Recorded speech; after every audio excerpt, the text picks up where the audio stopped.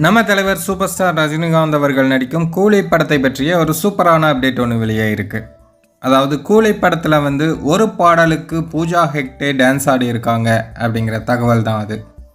ஏற்கனவே ஜெயிலர் படத்தில் காவாலா அப்படிங்கிற பாட்டுக்கு தமன்னா டான்ஸ் ஆடி இருந்தாங்க. அந்த பாடல் ஒரு மிகப்பெரிய வெற்றி அடைஞ்சுது. ஆனால் தமன்னா ஜெயிலர் படத்தில் ஒரு சில காட்சிகள்லையும் நடிச்சிருந்தாங்க. ஒரு சின்ன ரோல் அவங்களுக்கு கொடுத்துருந்தாங்க. பூஜா ஹெக்டே இந்த கூலி படத்தில் ஒரே ஒரு பாடலுக்கு மட்டும் டான்ஸ் ஆடுறதுக்காக வந்திருக்காங்க.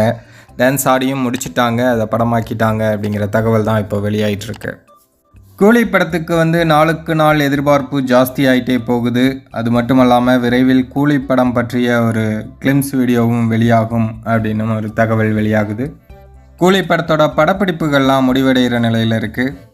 கூலி படத்தை ஆகஸ்ட்டில் ரிலீஸ் பண்ணலாம் அப்படின்னு ஒரு பிளான் பண்ணியிருக்காங்க. இது பற்றிய அஃபிஷியல் அறிவிப்பு விரைவில் வெளியாகும்.